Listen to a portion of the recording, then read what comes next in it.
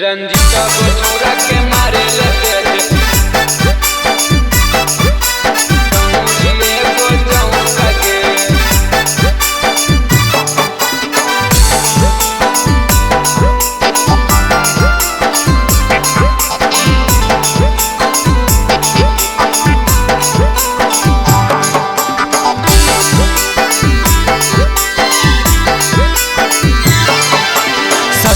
से अब नहीं हरियाणी मरद मिलल बोका के।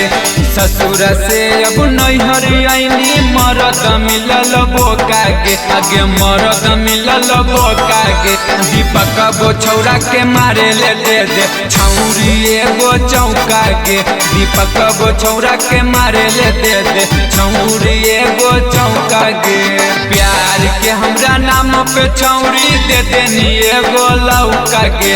प्यार के हमरा नाम पे छौरी दे देनी एगो लौका के। आगे दे देनी एगो लौका के। रंजीता गो छौड़ा के मारे ले दे छौरी एगो चौका के। रंजीता गो छौड़ा के मारे ले दे छौरी एगो चौका के।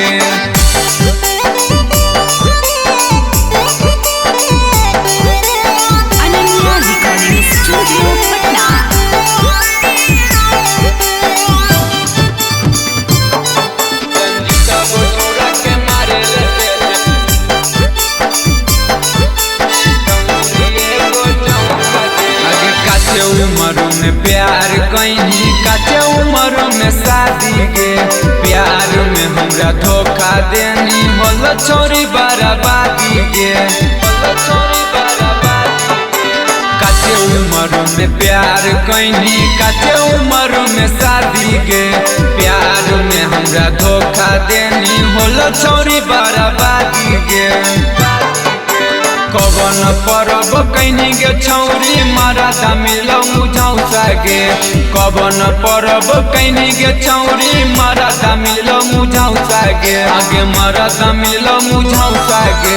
राहुल गो छौड़ा के मारे ले दे छौरी एगो चौका गे। राहुल गो छौड़ा के मारे ले दे छौरी एगो चौका गे। गो छौड़ा के मारे ले दे